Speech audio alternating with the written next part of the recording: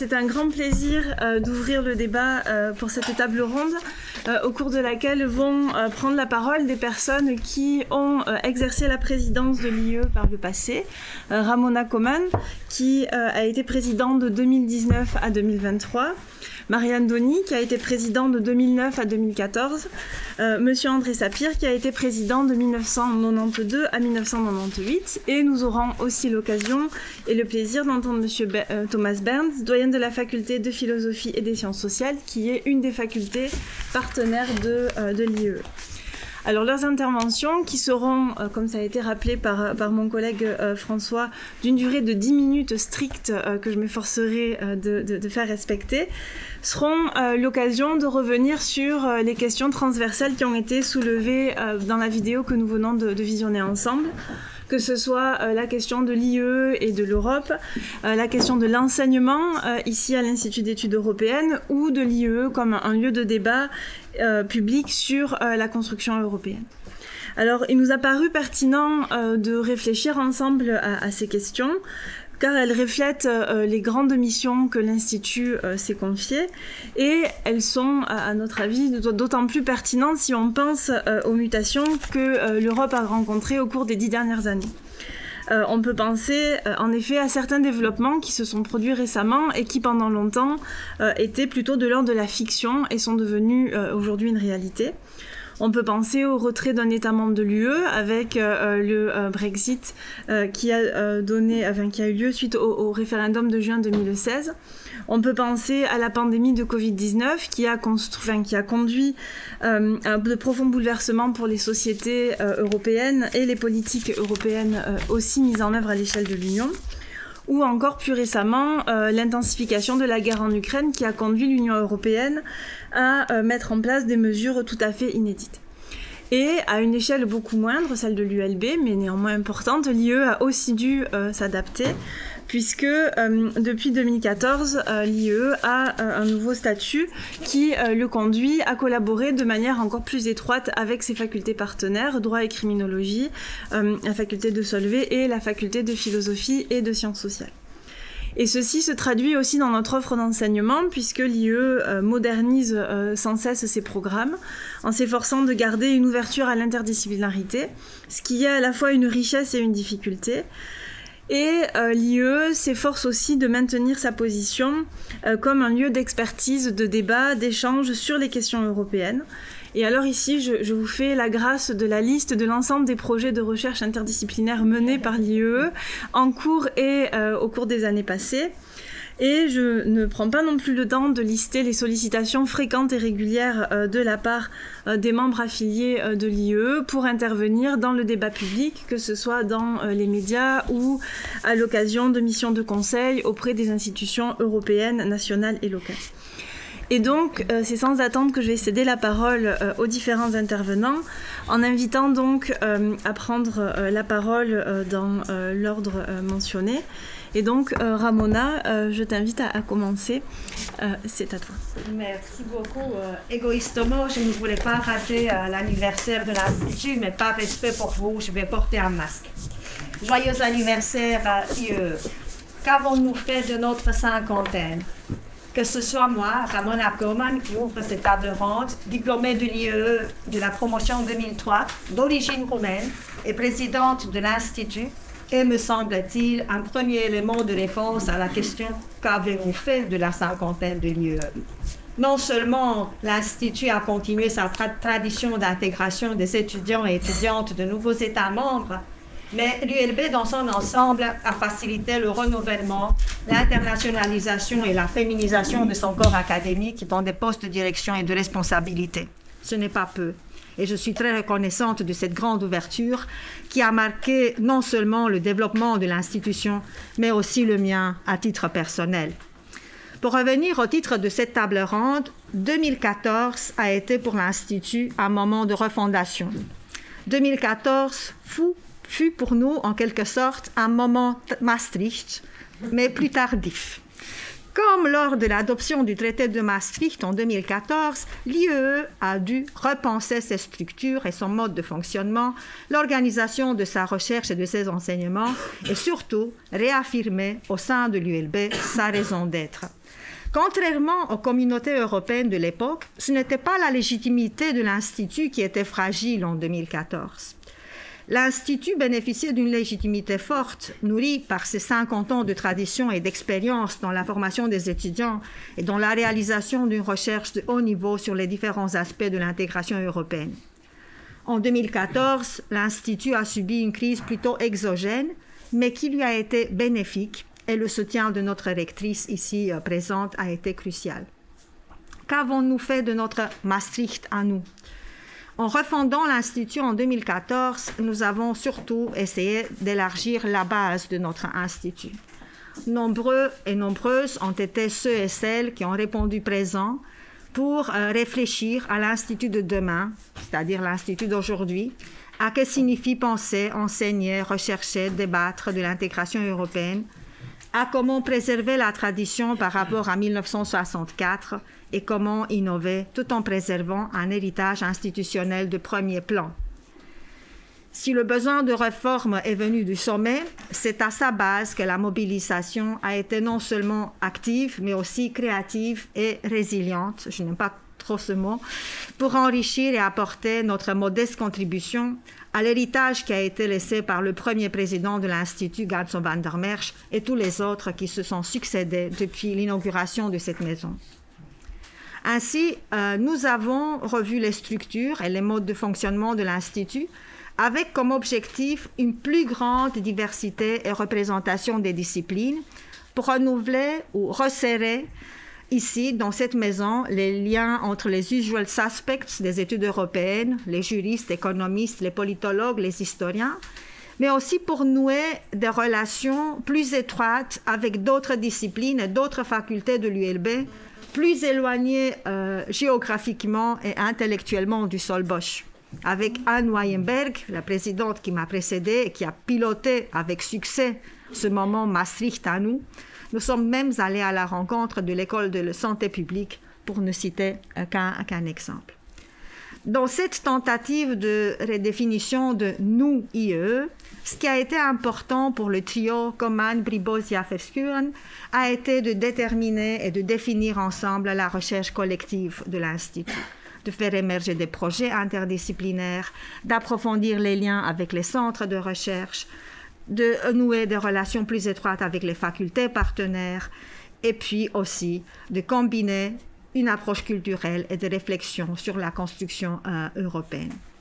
Et donc nous nous sommes mobilisés encore une fois collectivement pour obtenir des financements de type Horizon Europe ou autres. Et aujourd'hui, l'Institut est le coordinateur de 2 grands projets Horizon Europe et il a renouvelé aussi son statut de centre d'excellence Jean Monnet.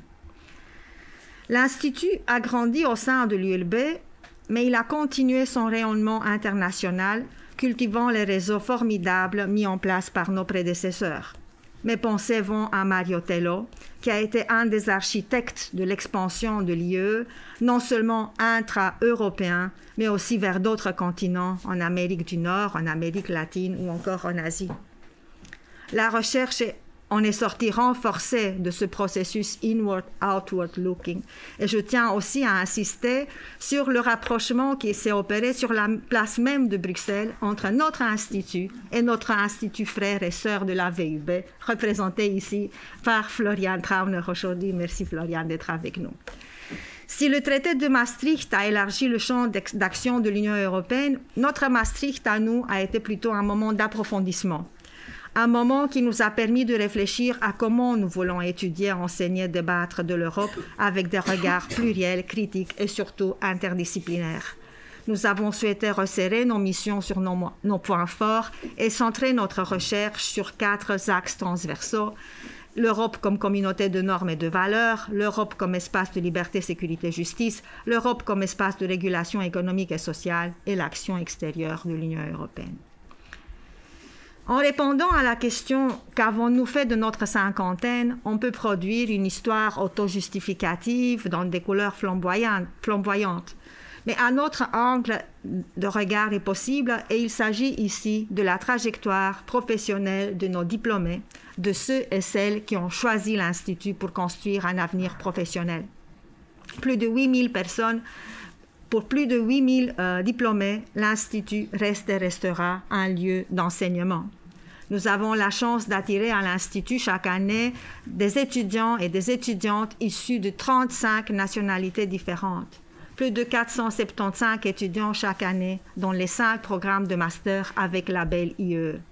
C'est notre principale richesse. Nos travaux académiques sont lus, peut-être, peut-être pas. Leur impact politique ou social n'est toujours pas facile à mesurer. Mais nous avons un rôle à jouer tous les jours, ici dans nos salles SPAC, Kant et Geremek, en préparant les futures générations et en discutant de manière critique et constructive des enjeux de l'intégration européenne. Si la recherche est interdisciplinaire à l'Institut, notre enseignement se construit en dialogue. Et le plus grand bonheur que j'ai pu éprouver en tant que directrice et présidente de l'Institut ces 10 dernières années a été de rencontrer très souvent les diplômés, les alumni de l'IE, et de voir à travers leurs regards et leurs avis critiques ou positifs ce que l'Institut représente 60 ans après sa fondation et ce que nous avons pu construire ensemble ces 10 dernières années. Nous sommes ici, nos alumni sont dans les différents couloirs des institutions nationales, européennes ou dans d'autres structures pour construire l'Europe au quotidien. L'expérience des 10 dernières années a montré, et je finis par ça, a montré la capacité de l'Institut de se renouveler et d'intégrer dans sa réflexion, d'intégrer la réflexion quant à son avenir dans son travail quotidien. Il s'agit ici, comme notre président l'a dit, d'une adaptation constante à notre objet d'étude et à notre métier. Bon anniversaire à nous tous et toutes, et merci beaucoup.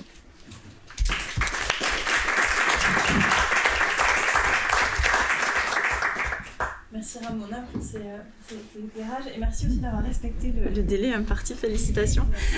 Marianne, je te passe la parole.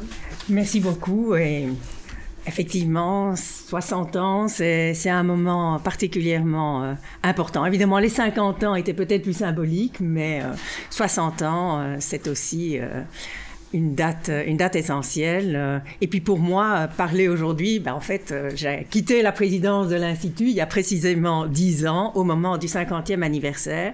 Je suis aussi ici la plus ancienne du personnel de l'Institut d'études européennes, même si je suis à la retraite depuis un certain nombre d'années, puisqu'il y a 60 ans d'Institut, moi, ça fait 45 ans cette année que j'ai consacré pratiquement toute ma vie à l'enseignement et à la recherche dans cette maison, puisque j'ai été engagée ici en 1979, à un moment où l'Institut était véritablement en crise, puisque il y avait eu une révolte du personnel contre le directeur de l'époque qui avait conduit à un licenciement collectif et donc à l'engagement de toute une nouvelle équipe de recherche dont seule je suis actuellement la survivante. Et puis, à partir de 1990, au lendemain de ma thèse de doctorat,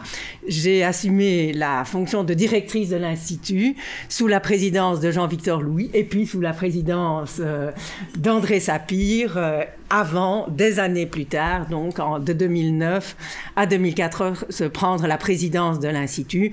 J'ai été aussi la vice-présidente de Mario Tello, dont je tiens aussi à honorer la mémoire ici, avant que lui ne devienne mon vice-président, puisque un des problèmes que connaît l'Institut, et que connaissent d'ailleurs beaucoup de petites unités de l'université, dans certaines grandes facultés ou unités, on se bat pour devenir président ou doyen.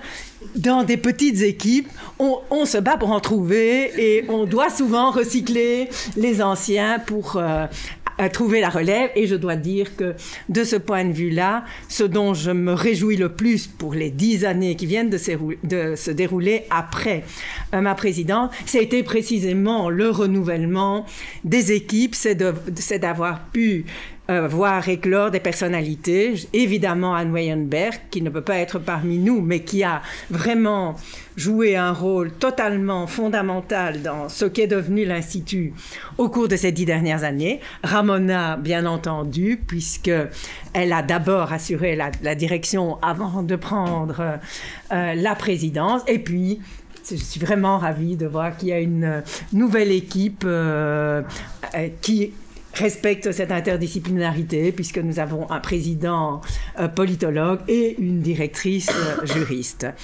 Et puis évidemment, tout ça ne pourrait pas se faire sans le travail des personnes qui nous ont précédés. Alors, ces 10 dernières années, si on essaye de voir avec mon regard un peu ancien, c'est vrai que, comme l'a dit notre nouveau président, il y a eu des crises. C'était très frappant, la revue de presse 1964, qui pourrait quasiment être prise mot pour mot. Mais ce qui me frappe quand même, si je prends notre objet d'étude, l'Union européenne, c'est que ces 10 années, et ça je crois que c'est vraiment unique dans la construction européenne, ces 10 années quasiment consécutives et ininterrompue de crise. On n'a jamais connu une telle période. Avant, il y avait des crises. Si je prends la période 2009-2014 où j'étais présidente de l'Institut, bien sûr, il y avait eu la grande crise des dettes souveraines, la crise qu'on a appelée comme commençant par la crise grecque qui s'est propagée, mais après, il y a eu un sursaut et finalement, quand en 2014, on a Premier soubresaut, on a parlé d'un référendum au Royaume-Uni pour son appartenance à l'Union européenne. Tout le monde s'est dit, mais pourquoi faire ça maintenant? En réalité, tout va mieux maintenant. Et donc, on était dans un moment où on se disait, mais finalement, l'Union européenne, 10 ans après le traité constitutionnel, a surmonté ces crises. Et la nouvelle décennie ne peut être que meilleure. Eh bien, jamais faire de plan. En réalité, il n'y a eu que des crises et quand l'une commençait à aller mieux, il y en avait une autre. Et là, c'est vrai, pour prendre les 3 derniers exemples, le Brexit, on arrive à peine, on se dit « ouf !» ça va mieux, en fait, c'est peut-être une opportunité pour l'Union européenne. Il vient la crise du Covid. La crise du Covid, il y a la crise ukrainienne. Donc, première chose, 10 ans de crise. Et pour faire le parallèle avec les études européennes, je crois que ça a beaucoup joué aussi dans peut-être la différence d'approche qu'a l'Institut des études européennes par rapport à la construction européenne. Parce que, étant un peu ancienne, comme je l'ai dit, l'Institut d'études européennes que j'ai connu quand j'ai été engagée en 1979 était un institut de la défense de la cause européenne et il était quasiment interdit à l'Institut d'études européennes d'avoir un discours ne serait-ce que critique ou alors la critique devait nécessairement être une critique positive.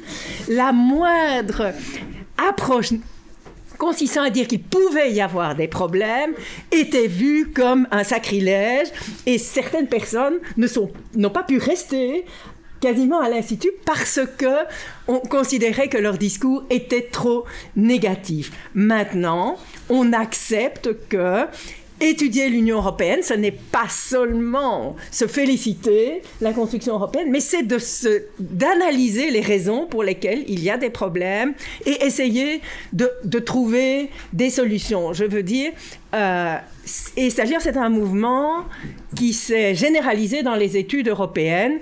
En fait, il y a eu une bascule dans les études européennes qui a pu être très bien montrée, qui était une première période qui va finalement à peu près jusqu'en 2004, où il fallait nécessairement, quand on était en études européennes, célébrer l'objet européen, en basculant vers un euroscepticisme dans les études européennes. Et ce que je trouve extraordinaire à l'Institut, c'est qu'on a pu trouver, à mon sens, un juste équilibre entre les deux. On n'a pas basculé dans la critique pour la critique, mais on a intégré cette dimension critique dans la recherche. Autre aspect qui me frappe très fort et qui a déjà été évoqué, c'est l'interdisciplinarité.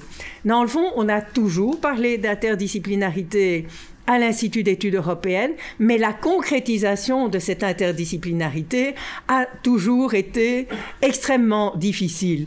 Et de ce point de vue-là, pour moi, la bascule de l'interdisciplinarité, on la doit à la fois à Madame Kurgan et aussi à deux personnes dont l'une d'entre elles, malheureusement, nous a quittés prématurément, qui sont Paul Magnette et Éric Remacle, parce que le véritable premier projet réellement interdisciplinaire de l'Institut d'études européennes a été le nouveau modèle européen. Et déjà, rien que ce titre « nouveau modèle européen » montrait cette mue qui se faisait en se disant que si on parlait d'un nouveau modèle européen, c'était peut-être que l'ancien n'était pas parfait. Mais cette interdisciplinarité, elle s'est véritablement accentuée au cours des 10 dernières années.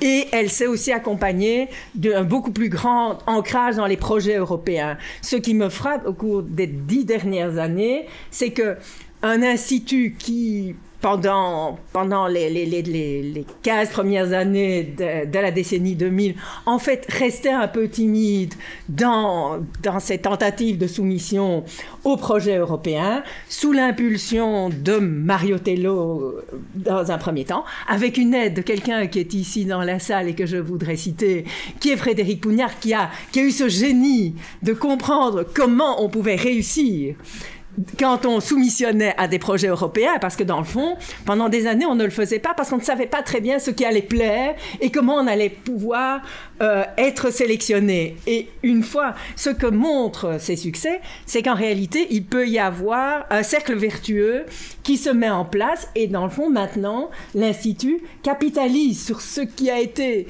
ses efforts très difficiles au cours des 10 années qui ont précédé, où il y avait beaucoup.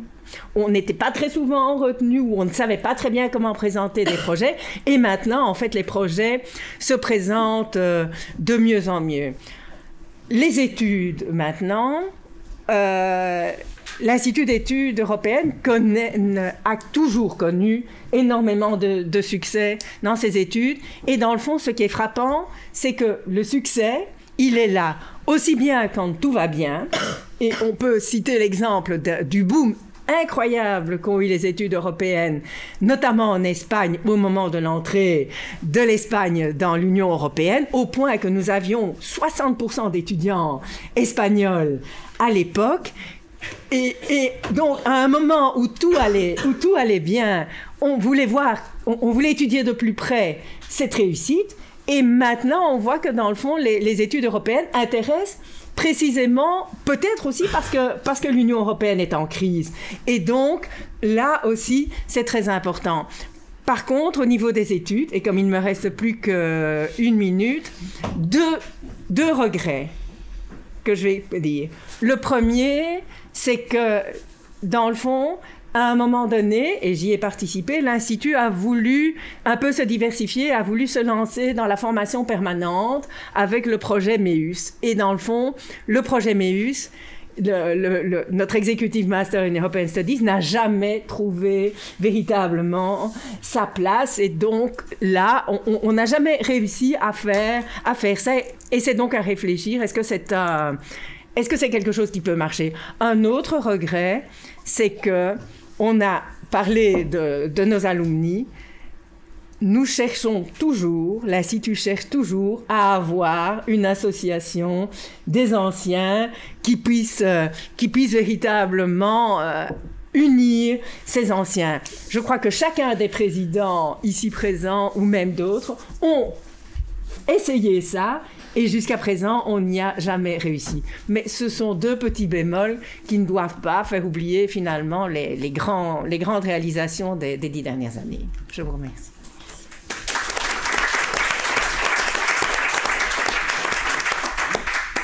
Merci Marianne pour ton intervention et ce retour à une révolte du personnel en 1979. On va croiser les doigts que les événements ne se répètent pas. André, je vous passe la parole. Merci beaucoup, c'est un véritable plaisir d'être à cette table et dans cette salle, dans cette magnifique salle avec vous pour célébrer le 60e anniversaire de l'Institut. Rassurez-vous, je n'étais pas présent à la création. Je ne remonte pas à Mathusalem. Je suis rentré à l'université en 1968 comme étudiant. Et pour moi, comme étudiant en économie, les souvenirs que j'ai de l'institut de l'époque, c'est pas du tout comme un institut d'études européennes, c'est un endroit où nous passions des examens avec des professeurs de droit. Et donc il a fallu attendre encore quelques années avant que j'ai des relations avec l'institut. J'étais aux États-Unis pendant 10 ans, puis je suis rentré en Europe en 1983. Et effectivement, c'est à la fin des années 80, sous l'impulsion de François Staes, que Mario Tello et moi-même sommes devenus respectivement directeurs de la section politique pour Mario, et moi, directeur de la section économique, qui était avant formée une section. Il y avait la section juridique, et puis il y avait une section qui était ensemble la section politique et la section économique. C'était sous la présidence, effectivement, de Jean-Victor Louis. Marianne était directrice, et puis je suis devenu président de l'Institut en 1992, et j'ai eu la chance d'avoir Marianne, on faisait équipe avec Marianne comme directrice. Il faut dire que moi, en 1992, quand je deviens président, je suis professeur extraordinaire. Je suis en congé d'une partie de mes charges d'enseignement pour être conseiller économique auprès du directeur général, pas encore du président de la commission, mais auprès du directeur général des affaires économiques. Et c'est la période, bien sûr, de l'achèvement du marché intérieur et de Maastricht. Et c'est vrai qu'on est à ce moment-là, dans les années 90, la présidence Delors, mais on est aussi en vérité dans une phase qui est une phase de la construction européenne qui est essentiellement orientée sur les questions économiques. Le marché unique, lancé au milieu des années 80, qui était censé être achevé au 1er janvier 1993, et puis Maastricht, le début, les prémices de l'euro qui sera créé en 1909. Donc on est véritablement dans une période où ces deux dimensions de l'intégration européenne, le marché unique et la monnaie unique, sont au centre des discussions, même si à partir du début des années 90, en 1994, nous célébrons le 30e anniversaire de l'Institut à l'Académie, au Palais des Académies. Mais à partir du milieu des années 90, à côté de la question du marché unique et de l'euro, commence la discussion sur l'élargissement.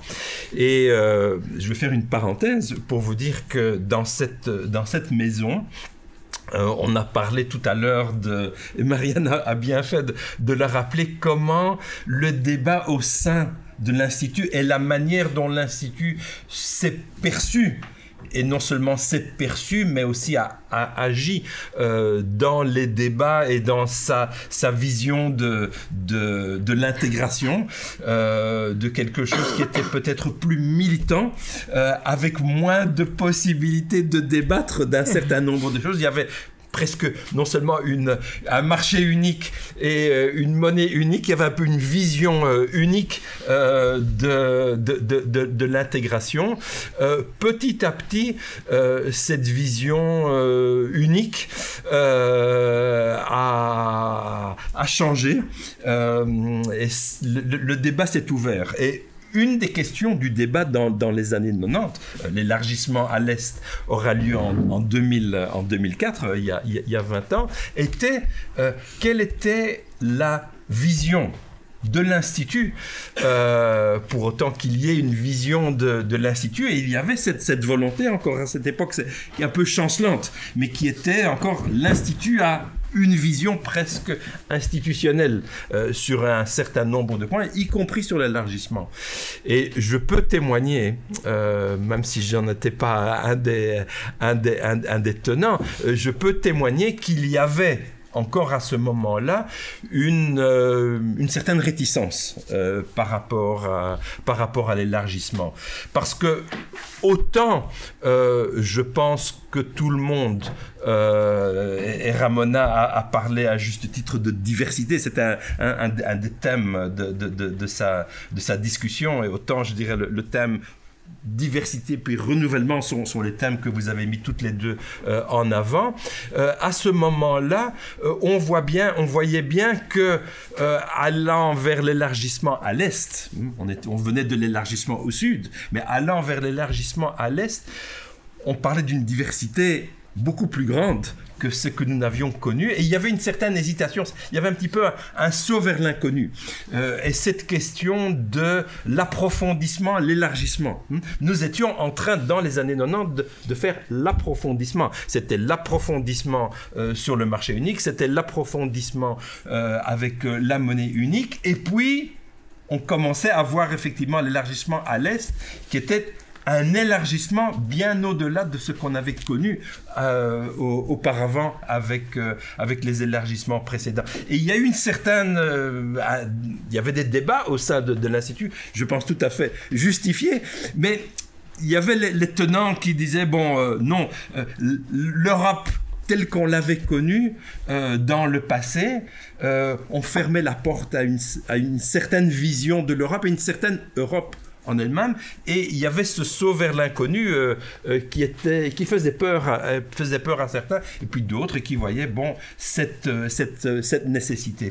Et je pense que c'était effectivement très très judicieux de rappeler quelles sont les similarités entre ce qui se passe aujourd'hui et ce qui se passe il y a 60 ans au moment de la création. Donc il y a 60 ans, certainement, on était encore dans une période, on est au début ou au sommet presque de la guerre froide, avec le mur de Berlin, la crise des missiles à Cuba au début des années 60, et l'intégration européenne, elle se place dans un cadre géopolitique. Et après, ce qui vient avec peut-être la présidence de l'Or de manière un peu surprenante, c'est une Europe où l'économique domine. Et nous sommes revenus aujourd'hui à un équilibre beaucoup plus grand, par nécessité, entre les questions économiques, les questions juridiques, les questions politiques, les questions culturelles et toutes les dimensions qui nous occupent aujourd'hui. Alors, encore un mot ou deux. Marianne a dit 10 ans de crise. Moi, je dirais 15 ans de crise, vraiment. Et je dirais 15 ans de crise parce que je comprends très bien pourquoi tu as dit... il y a 15 ans, la crise, c'était la crise des dettes souveraines. Et puis, on a eu peut-être le sentiment que les crises de la dette souveraine, qui était quand même une crise presque existentielle, non seulement crise existentielle pour la zone euro, est-ce que la Grèce allait rester au sein de la zone euro, et puis si la Grèce sortait ou était expulsée presque de la zone euro, qu'est-ce que cela aurait impliqué pour d'autres pays du Sud, le Portugal, l'Espagne, l'Italie. Donc véritablement crise existentielle, et c'est vrai qu'il faudra quelques années à cette crise existentielle pour être résolue, et c'est vrai aussi qu'il y a 10 ans exactement, 2014, c'est une des dates importantes dans la sortie de cette crise, puisqu'il y a 10 ans, on crée réellement l'union bancaire, décidée en 2012, mais mise en œuvre, en tout cas dans une de ces incarnations qui est le mécanisme unique de supervision, exactement en 2014. Et c'est vrai qu'on pouvait peut-être regarder le futur en se disant, la crise, elle était très, très, très, très dure, et on en est sorti. Mais effectivement, alors succède un certain nombre d'autres crises, et on les a rappelées. Et je pense que on ne peut pas, à mon sens, dissocier la manière dont l'Union européenne a abordé, à mon sens, de manière positive, même très positive, la crise Covid, et ensuite la crise que nous connaissons aujourd'hui, l'Ukraine, la Russie, sans les mettre en rapport avec la manière dont on a mal géré la crise euro. Et donc on a eu 3 crises, la crise dette souveraine, la crise Covid et la crise actuelle. Mais le fait qu'on ait mal géré la première, mais que finalement on ait eu cette solution, nous a rappelé au moment de la crise Covid et aujourd'hui au moment de la crise ukrainienne, comme nous étions passés proches d'une crise existentielle très très importante, et en même temps le monde avait changé. Et un des éléments, et je terminerai avec cela, une des choses qui a changé aussi, c'est Trump et c'est les États-Unis. Notre rapport par rapport aux États-Unis en 1964, notre rapport par rapport aux États-Unis au moment de Trump et notre moment aujourd'hui, peut-être à la veille d'une réélection de Trump, pose un certain nombre de questions qui, je pense, vont nous occuper certainement pendant non seulement les 10 années qui vont venir, mais je l'espère pendant beaucoup, beaucoup plus longtemps. Merci beaucoup. Merci.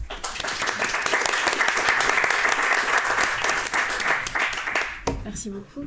Thomas, c'est à toi. Merci Chloé. Bien, donc je m'appelle Thomas Berndt, je suis le doyen de la faculté de philosophie et sciences sociales. Je suis sans doute le plus extérieur à l'IE de la tablée, ça c'est certain, et sans doute même de la salle. Je veux tout de suite dire que je suis le seul doyen des facultés sœurs de l'IE, mais je ne représente pas les doyens, je représente tant que je la représente d'ailleurs, hein. Mais je parle depuis la faculté de philosophie et de sciences sociales, c'est la seule chose que je veux préciser. Je veux aussi tout de suite tuer un mythe dont il ne faudrait pas qu'il règne. On ne se bat pas pour être doyen des autres facultés, Marianne Denis, sinon je ne serais pas là, je n'aime pas la bataille et je laisserais volontiers d'autres la gagner si ça devait être le cas. Voilà.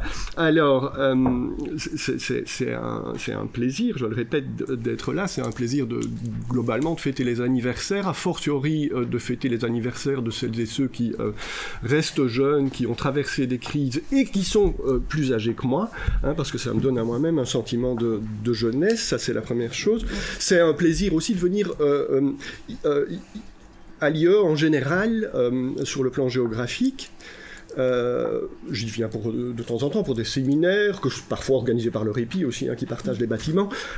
C'est un plaisir parce que ça donne un sentiment de juste mesure, de proximité. Les salles sont toujours remplies. Et jamais trop grande. Sentiment de juste mesure qui nous éloigne, j'ai envie de dire, de l'enseignement massifié qui était mentionné dans la vidéo d'ailleurs, et qui règne souvent, il faut bien le reconnaître, à l'université, qui nous éloigne aussi peut-être d'une Europe qui nous paraîtrait justement souffrir de sa grandeur. Ici, les choses, je le répète, sur un mode aristotélicien en quelque sorte, hein, sont mesurées, sont limitées. Il faudrait évidemment aussi questionner cela du point de vue du système de limitation des effectifs des étudiants qui viennent à l'IE. Je ne souhaite pas en faire un débat, mais je trouve que c'est un point important. C'est pas du tout un point contre lequel je m'insurge. Simplement, évidemment, il y a des modalités d'enseignement qui sont de nature différente, qui peuvent se dessiner ici par rapport à celles qui se dessinent dans la faculté dont je suis le doyen. Alors, je voudrais me limiter en fait à adresser une série de questions, pensant que c'est la meilleure manière de mettre à l'honneur 60 ans d'histoire de l'IE, mais que c'est aussi une bonne manière d'interroger son futur, et j'espère que je ne mettrai pas de temps en temps les pieds dans le plat en posant ces questions. Alors, en les écrivant, je me suis rendu compte, et c'est déjà une première source, j'ai envie de dire, de plaisir, je m'en suis rendu compte que ces questions mettaient chaque fois en lien l'enjeu de l'intégration européenne dans sa généralité, et la question de l'enseignement et de la recherche qu'on peut produire au sujet de l'Europe et qu'on peut produire ici en particulier. Hein, donc, étrangement, j'interrogerai à la fois l'Europe et l'IE, comme quoi vous êtes assez proche de votre objet d'étude, ce qui fait plutôt plaisir. Alors, je vais poser ces questions d'une part comme doyen d'une faculté sœur, et vous savez que la sororité, la fraternité, la proximité peut engendrer évidemment des problèmes de patrimoine, des disputes sur les patrimoines, qui est qui fait quoi, surtout en période de plan facultaire de développement. Je rappelle que la faculté de philosophie et sciences sociales est composée de 4 départements. Un département de sciences politiques que vous connaissez et dont certains d'entre vous font partie, un département d'histoire, histoire de l'art, archéologie, musicologie, un département de sciences sociales et sciences du travail, et un département de philosophie, éthique et sciences des religions. Je dis cela pour présenter là d'où je viens, mais je dis ça aussi parce que ça me permet d'interroger cet élément qui apparaissait comme important, qui est évidemment l'interdisciplinarité de l'IE, interdisciplinarité que je vais interroger dès lors du point de vue des disciplines dont je vous ai parlé, et pas du point de vue, qu'est-ce que je dirais moi, de sciences de la santé ou d'autres choses de ce genre-là. Alors, mes questions, je les formulerai aussi à un moment ou l'autre, pour ne pas rester à un niveau platement organisationnel, je les formulerai aussi comme philosophe politique, philosophe du droit, philosophe des normes, puisque c'est ce que je suis avant de devenir doyen. Et en tout cas, ce n'est jamais comme spécialiste de l'Europe que je dis tout ça. Alors, je commence comme doyen, en notant, je vous ai dit de quoi était composée la faculté de FISOC, je dis tout de suite qu'évidemment, le lien privilégié au sein de celle-ci se développe avec les sciences politiques, au point, et je serai très bref là-dessus, au point que la question immédiate qu'on peut poser du point de vue de ce département-là, et question que me relayent parfois certains collègues de sciences politiques, c'est en partant du principe qu'eux-mêmes sont par définition en train de faire des études européennes, c'est-à-dire que sciences politiques voudrait dire par définition études européennes. Il y a là quelque chose comme une intégration parfaite en quelque sorte de l'IE dans son rapport avec les sciences politiques telles qu'elles se développent au sein de la faculté, mais qui peut engendrer ces problèmes de limite. Quelle est la spécificité de l'un, quelle est la spécificité de l'autre? La question est tellement évidente, tellement massive que je n'ai pas besoin de la développer, mais ça me permet de basculer sur le reste de la faculté, histoire, philosophie, sciences sociales, etc., où les liens sont effectivement plus distendus. Même si les historiens, il y en a ici, même si les historiens restent actifs au sein de l'IE, on ne peut que constater un moindre investissement, donc investissement trop évident du côté des sciences politiques et investissement problématique, j'aurais tendance à dire, du point de vue des autres disciplines. Alors, ces questions sont évidemment très, très convenues, et je vais essayer de les formuler de manière plus personnelle, c'est-à-dire aussi plus philosophique, avec ma casquette de philosophe politique, de théoricien du politique, etc., mais aussi en cherchant dans des souvenirs parfois pas si lointains. À savoir le fait que j'ai pu moi-même, en tant que philosophe, membre du Centre de théorie politique aussi, etc., être en lien avec toute une série d'enseignants, chercheurs qui incarnaient, de mon point de vue, de manière évidente, l'Europe et l'IE. Et je les cite, Mario Tello, évidemment, Éric Remacle, évidemment, Paul Magnette, Jean-Marc Ferry. Alors, je prends des absents. Je pourrais en citer d'autres. Ne croyez pas que je veux déterminer l'IE par ces figures-là. Qu'est-ce qu'on peut dire? D'abord, ce sont tous des hommes, vous direz, que c'est la première chose, c'est pas l'objet de ce que je voulais vous dire. Mais en tout cas, il y avait chez vous quelque chose que Mme Denis a déjà signalé, d'ailleurs. Il y avait chez eux encore une approche militante, c'est sûr, mais aussi une approche qui était marquée par une forte consistance philosophique. En tout cas par un souci de se situer, quant à l'enjeu européen, de se situer au niveau des principes, quelque chose comme ça. Vous m'excusez d'être aussi peu précis, mais je crois que c'est quelque chose qu'on peut palper quand on va chercher les figures que je viens de citer. Je n'ai pas à déterminer, il me semble, plus cet enjeu, ce mélange de militance et de manière de se situer à un niveau théorique, philosophique, principiel, etc., qui évidemment, moi, comme philosophe, me touche. Alors, c'était quoi ces principes? Je peinerais à les déterminer. Il y avait certainement quelque chose comme la critique, voire le projet de dépassement de la souveraineté entendue dans son sens national. Il y avait plus globalement, pour rester à des noms propres, quelque chose comme une approche habermasienne. Voilà, c'était Habermas qui vit encore. C'était Habermas qui était là derrière. Et la question que j'ai envie d'adresser, c'est est-ce que ce modèle est dépassé? Est-ce que ce modèle, donc, qui se joue en termes de militance, comme l'a dit, de militance ou d'interdit de ne pas être pro-européen, en quelque sorte, comme le disait Madame Denis, mais qui se joue aussi de mon point de vue, du point de vue de ma faculté, du point de vue de la discipline philosophique que je peux représenter, en termes de c'est quoi les principes, c'est quoi l'idée derrière, c'est quoi l'idée de l'Europe qui est derrière. Et si cette idée-là est périmée, en Europe et ou au sein de l'IE, si cette idée-là n'est plus d'actualité, qu'est-ce qui la remplace?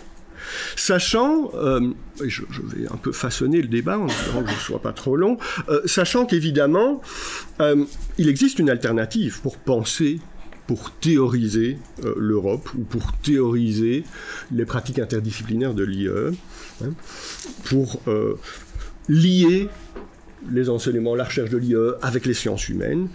Il existe une alternative à celle que j'ai désignée par Ferry, Taylor et compagnie. C'est une approche culturaliste, une approche des valeurs communes.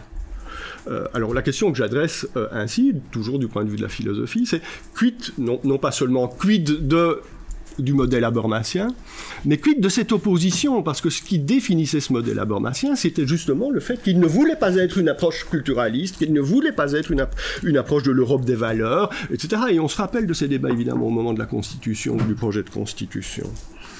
Quid donc de l'opposition entre ces deux modèles, un modèle que j'ai envie de qualifier de républicain, habité d'indétermination, habité du souci de créer un espace public commun, etc., modèle habermasien, qui a été fort présent à l'IE, versus un modèle plus culturaliste, qui ne me semble pas du tout être l'ADN de l'IE, mais dont on a envie de dire qu'il est la seule alternative par rapport au précédent.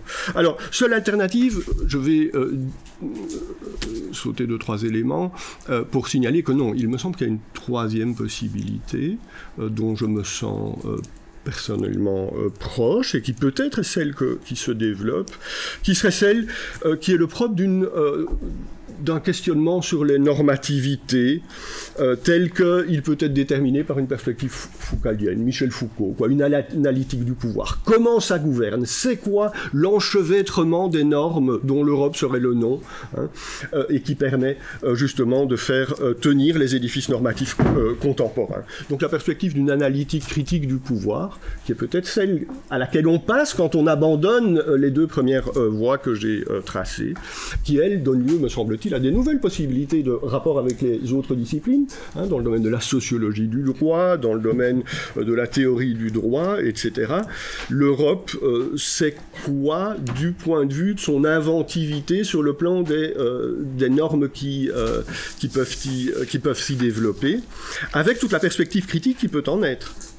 Cette Europe qui serait un laboratoire des nouvelles normativités, passe effectivement par une démultiplication, me semble-t-il, des niveaux de normativité dans lesquels on peine à faire son chemin et qui peut-être réclame l'expertise d'un institut comme celui-ci, mais peut donner lieu aussi incontestablement un affaiblissement des possibilités de résister aux normes en question, un affaiblissement des citoyennetés, pourrait-on dire, peut donner lieu aussi à une hypertrophie normative, au fait qu'on est noyé dans les normes, on ne trouve plus son chemin là-dedans. Voilà, je crois que toutes ces questions-là réclament cette troisième voie que j'étais en train de définir. Donc voilà, les questions très simples sur lesquelles je voulais terminer, c'est quoi les choix théoriques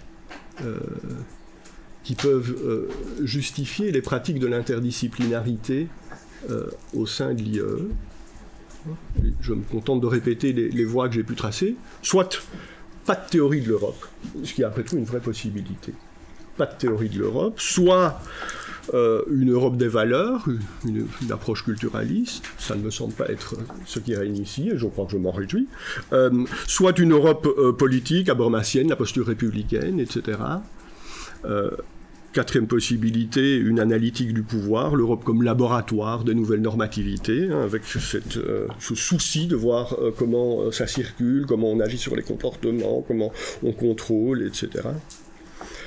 J'aurais tendance à dire 5, je n'ai rien compris, et la réalité européenne m'est inaccessible, et c'est à vous de m'expliquer ce qu'il en est. Voilà, merci.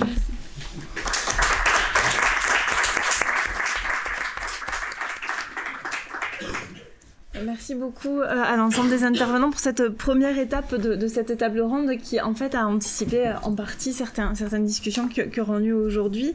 Je trouve que c'est assez intéressant de voir comment, que ce soit dans les 10 dernières années ou dans un temps plus long, l'IE a dû, en miroir des crises rencontrées sans doute à l'échelle européenne, s'adapter, être un lieu de réflexion et de tension qui montre en fait que comme au sein de l'Union européenne, au sein de l'IE, on n'est pas toujours d'accord et la voie du compromis semble être la voie la mieux, la plus adéquate, ou en tout cas celle qui semble se dessiner.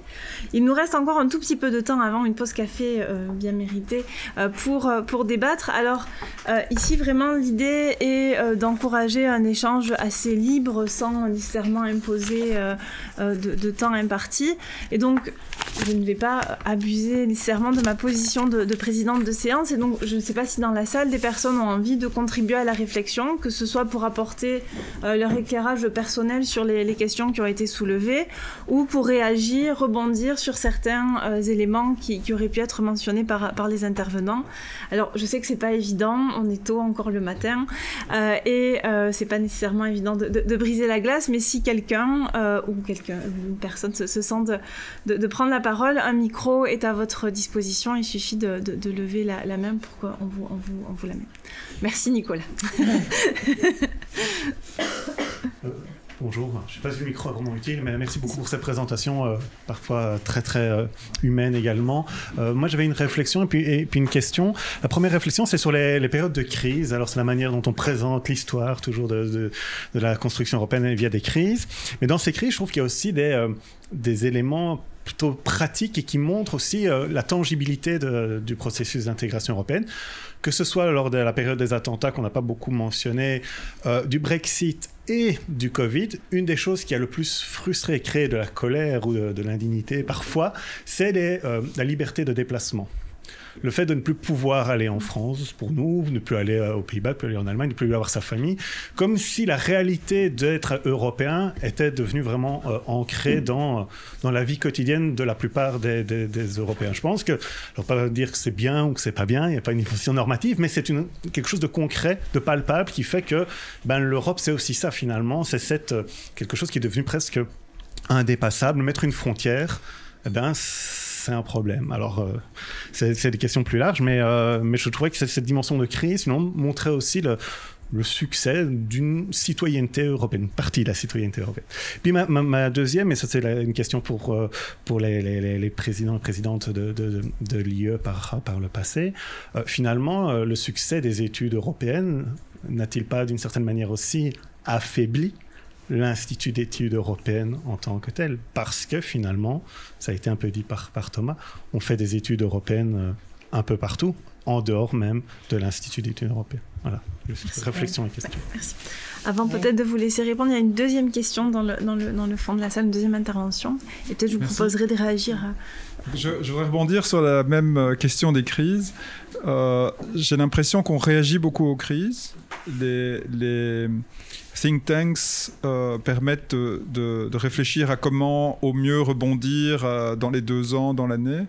Mais j'ai l'impression qu'on oublie un peu la vision de où peut être l'Europe dans 50 ans, ou dans 60, puisqu'on l'IE a 60 ans.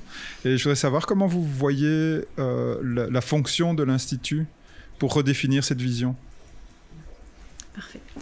Je vous propose, je ne sais pas qui veut commencer. Marianne, tu voulais déjà réagir et puis...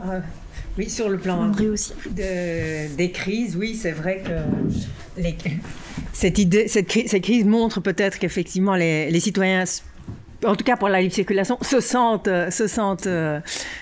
européens. Et puis en même temps, je dirais, peut réagir. C'était peut-être un contre-exemple. C'était au moment du traité constitutionnel. J'allais beaucoup discuter, j'allais beaucoup dans les écoles même pour présenter le projet. Et où j'ai eu une question qui m'a laissé vraiment tout à fait perplexe, qui était de dire, mais enfin, pourquoi la libre circulation des personnes on ne comprend pas, etc. Pourquoi il y a la libre circulation des personnes? Et c'était surtout dans des lycées, par exemple, dans la région de Mons et d'autres, qui disaient mais enfin, tous ces Français qui viennent dans nos écoles, mais enfin, pourquoi est-ce qu'on doit les accepter? Et donc là, je dirais comme quoi c'est très ambivalent. Alors, quant à la question de la place des études, oui, mais je dirais, ça a été quelque chose qui a été beaucoup discuté à la faculté de droit. Et je vais simplement prendre cet exemple-là. À un moment, on a voulu créer une filière droit européen dans le master. Et la réponse des autorités académiques ont été de dire, mais si on fait cette filière, dans le fond, on va déforcer le master de spécialisation en droit européen. Et dans le fond, je crois que l'un peut aller avec l'autre, mais c'est vrai qu'au-delà même de ce qu'on a ici à l'Institut, c'est une réflexion que j'entends de mes collègues un peu partout, et notamment en France, qui consiste à dire, mais pourquoi avoir des spécialistes de droit européen, puisque le droit européen, maintenant, fait partie de l'ensemble des enseignements, et donc on en profite pour dire, mais dans le fond, pourquoi avoir encore 4 cours de droit européen? Finalement, ce droit européen pourrait être rapatrié dans l'ensemble des cours de droit. Donc, c'est très difficile à répondre. Maintenant, moi, ce que j'ai constaté simplement au niveau du droit européen, c'est que avec l'accroissement du nombre de cours de droit européen dans le master en droit, de l'ULB, ce qu'on constate, c'est l'inverse de ce qu'on avait imaginé, c'est-à-dire qu'on n'a jamais eu autant d'étudiants de l'ULB venant faire le droit européen qu'au cours des dernières années. Donc, quelque part, comme si au contraire, en introduisant une certaine dose de droit européen dans les enseignements de la faculté de droit, faisait qu'un certain nombre d'étudiants voulaient en savoir plus. Et donc, voilà, il n'y a pas de réponse unique. D'un certain côté, il y a un risque de dilution. Il y a aussi peut-être l'argument en termes de cadre, de dire, mais pourquoi est-ce que vous voulez tant de cadres, puisque de toute façon, ça ne...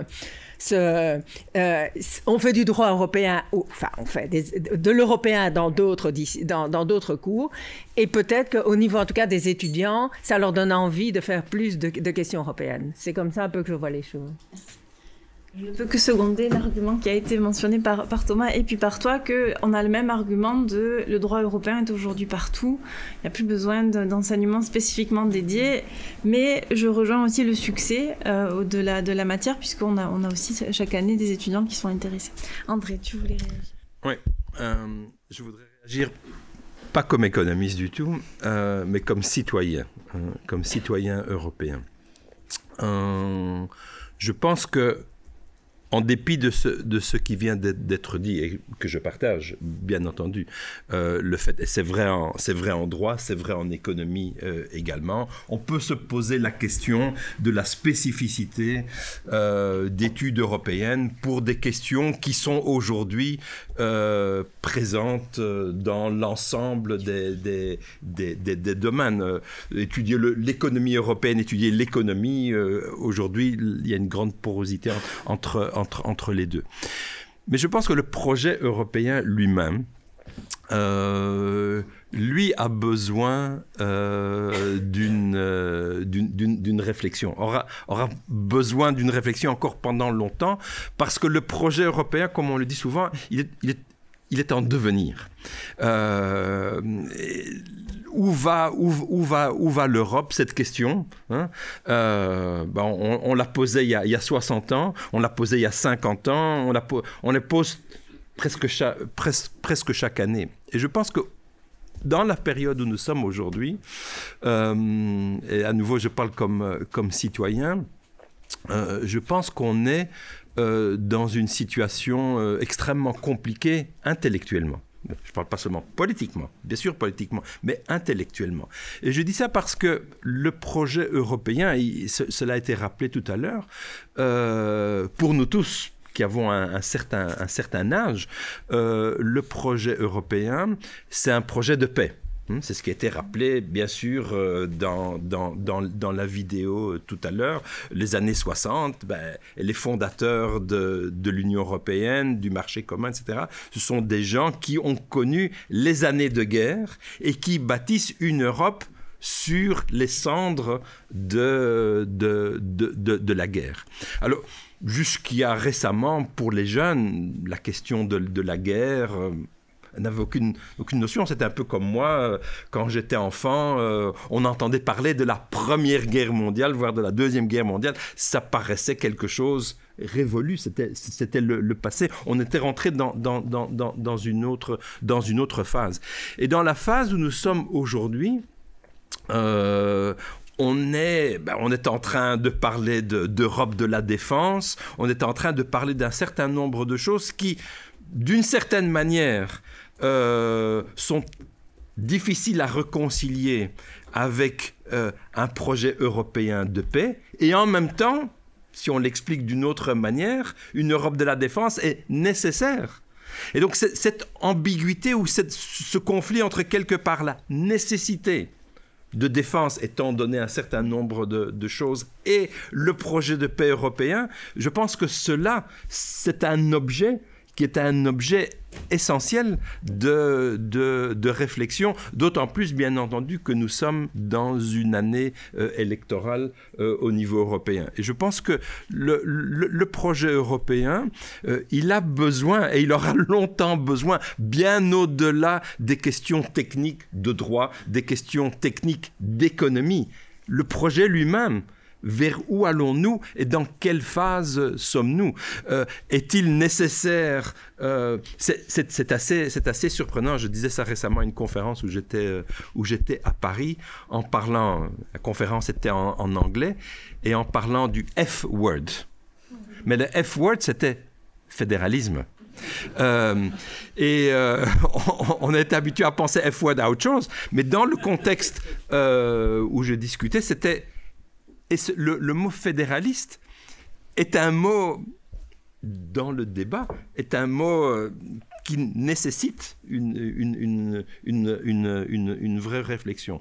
Et donc, moi, je dirais une chose pour conclure. Je dirais, il y a, parce qu'on se pose, est-ce qu'il y a toujours la nécessité d'un institut d'études européennes ou non? Ben, ça dépend par rapport à quoi, et ça veut dire ça dépend quel est l'objet de cet institut. Donc je pense qu'il y a une nécessité, et il y aura pour longtemps besoin d'une réflexion sur la nécessité d'une réflexion sur l'objet européen.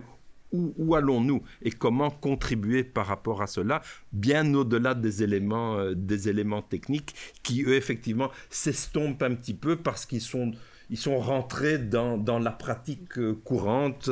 Qu'est-ce qui est Europe? Qu'est-ce qui est international? Qu'est-ce qui est belge? Qu'est-ce qui est français? Qu'est-ce qui est de tel et tel pays? A beaucoup moins de sens. Et d'où, effectivement, la question des frontières aussi est devenue anachronique, quelque part. Merci. Oui, je vais peut-être juste laisser... Ramona, tu voulais intervenir déjà, peut-être? Oui.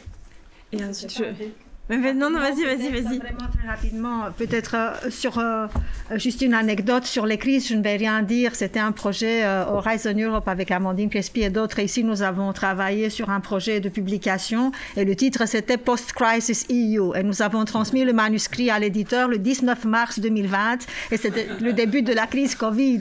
Et la seule chose que nous avons pu ajouter à notre titre Post-Crisis EU, c'est qu'il y a une nouvelle crise qui commence, mais le manuscrit est prêt pour être envoyé en production. Deux points en réponse à Michael et puis en réponse à Thomas Berndt. Je pense que la question de la spécificité des études européennes, pour moi en tout cas, ça me plonge encore dans le débat d'il y a 10 ans de la réforme de l'Institut. C'est ce que je disais aussi dans mon exposé. C'est quoi la raison d'être? C'est quoi la spécificité des études européennes? Les études européennes sont partout. Mais c'est un thème qui est très très important et j'ai beaucoup aimé vos questions parce que c'est quelque chose qui nous a toujours occupé en l'étude études européennes. Comment étudier l'Europe? Peut-on étudier l'Europe de manière critique, etc.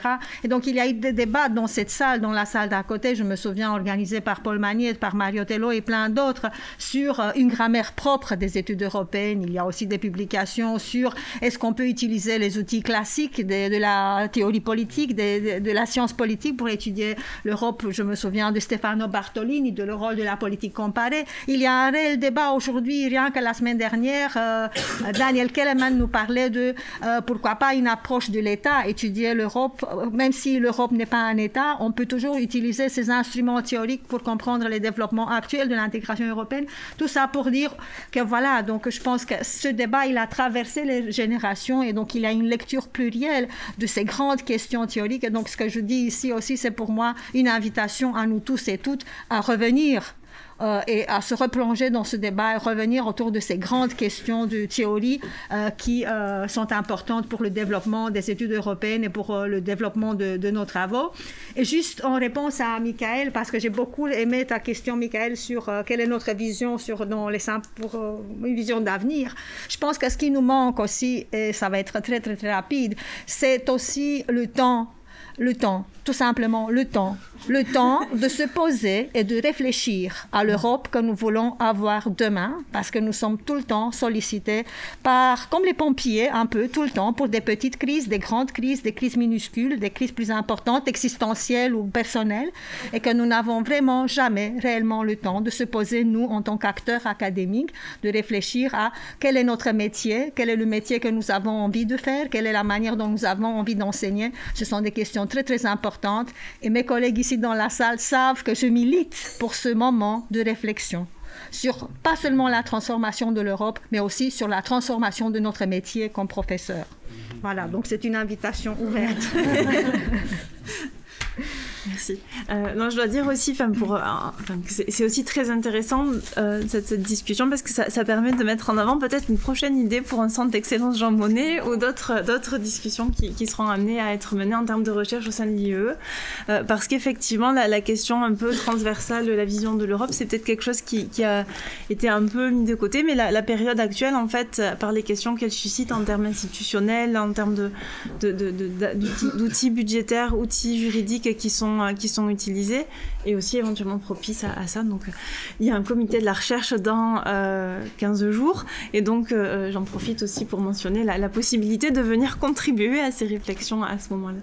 Alors, on arrive à l'heure normalement impartie pour la fin de cette table ronde. Je propose qu'on prenne peut-être 5 minutes de plus.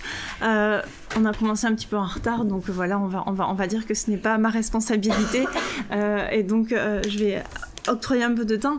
François, tu voulais intervenir? Je veux bien, et ouais. Je suis tout à fait d'accord avec toi, on peut même prendre 15 minutes, je pense, sur le temps de midi, et je pense qu'il y a probablement d'autres interventions. Et donc, réaction rapide, à la fois en tant que président de l'Institut, mais aussi en tant que chercheur et que politologue, pas très orthodoxe, suite notamment aux stimulations qui nous ont été faites.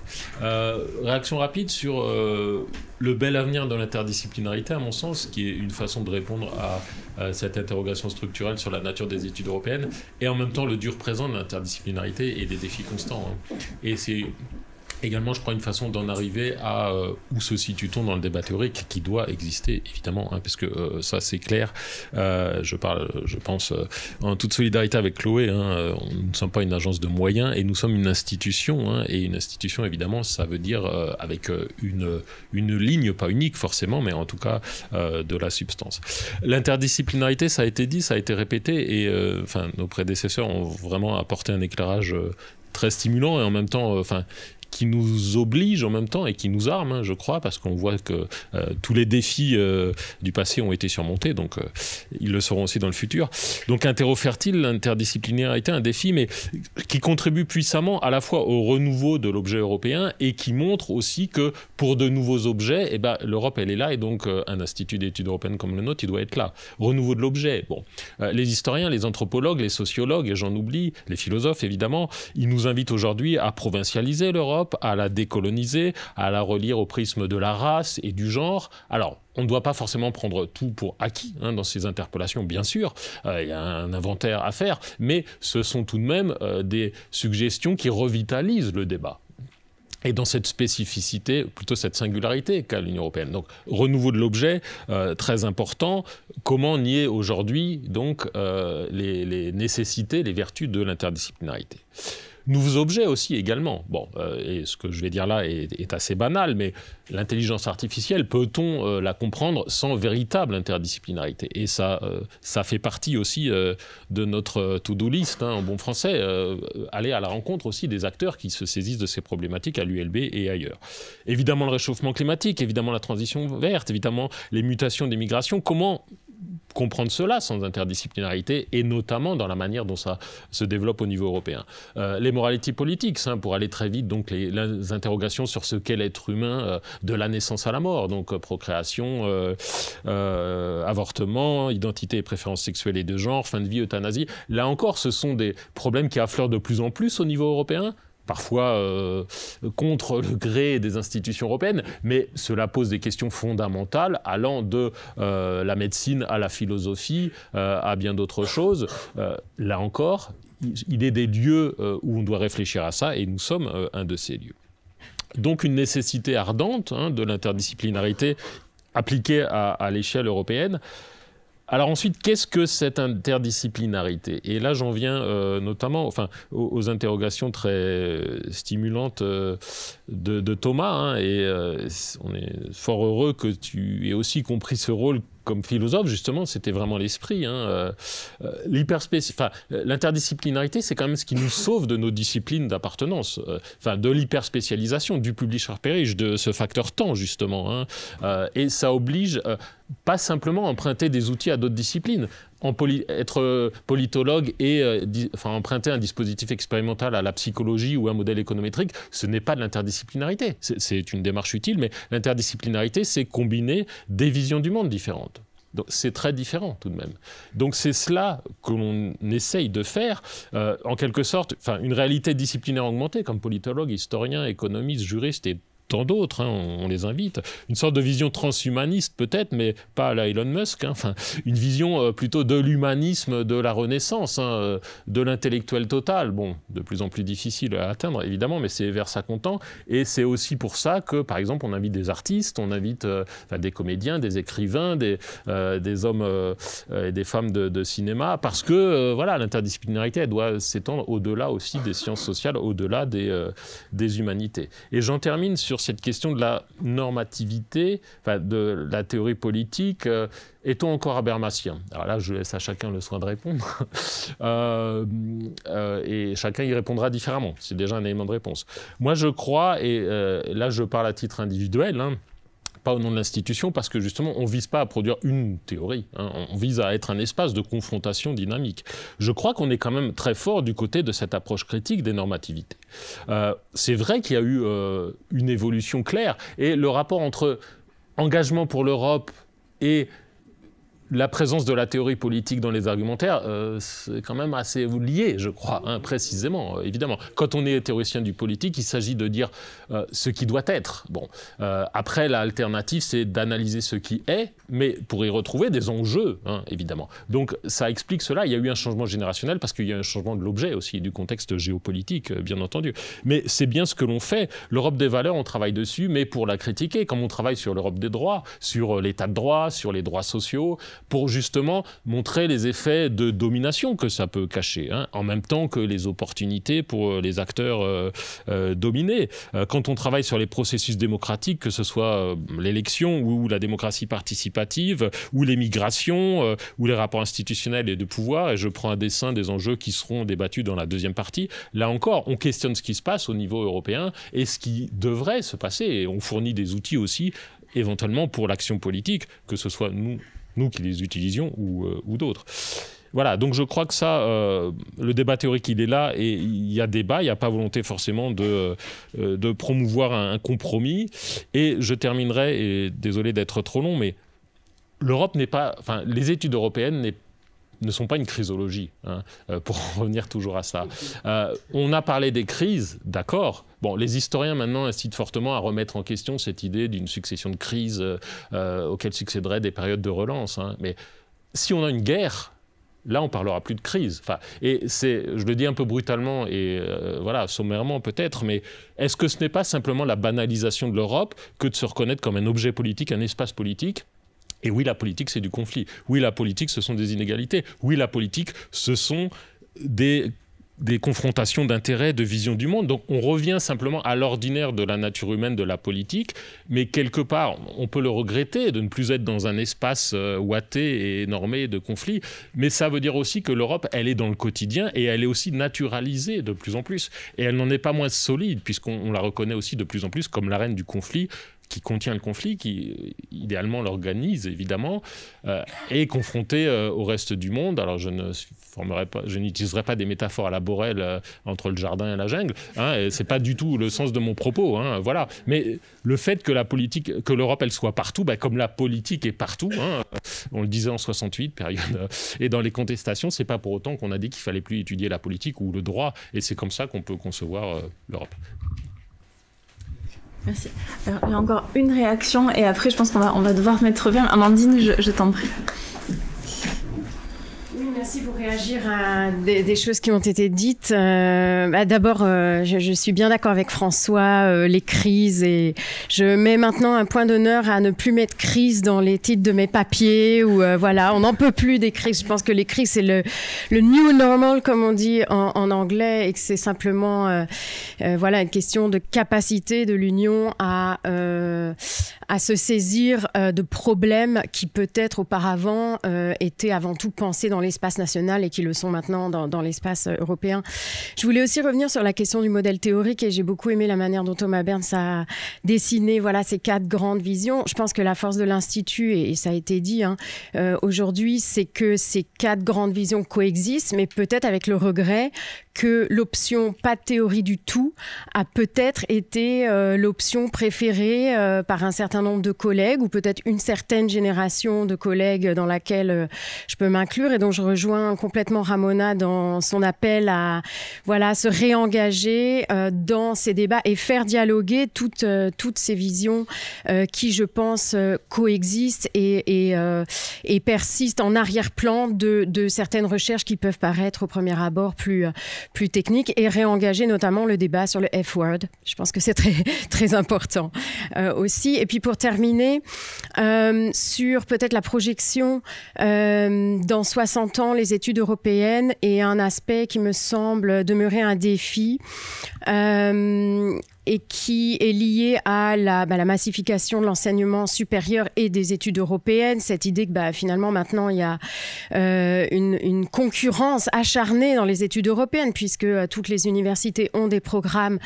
Néanmoins, en tout cas, moi, à titre personnel, je ne suis pas complètement à l'aise encore avec cette tension entre un certain élitisme, peut-être, qui est hérité de ce qu'étaient les études européennes, ou ce qu'elles sont encore dans un certain nombre de lieux, et puis les défis de la massification ou la complète démocratisation à la fois de l'enseignement supérieur, mais aussi de l'objet européen, et de l'amener vraiment vers chaque étudiant, amener cette compréhension de ce qu'est l'Union, de la manière dont elle joue un rôle finalement pour tout un chacun. Je pense que là, on a encore une réflexion à mener, et peut-être qu'un jour, on devra sortir hors des murs et s'étendre pour accueillir plus d'étudiants ou d'autres modalités. Il me revient maintenant merci pour ces interventions, François et Amandine. Je pense qu'elles suscitent aussi de nombreuses réflexions, de nombreuses questions, mais par souci de maintenir le calendrier et le déroulement de la journée tel qu'il a été envisagé, je vous invite peut-être à les continuer de manière plus bilatérale autour d'un café.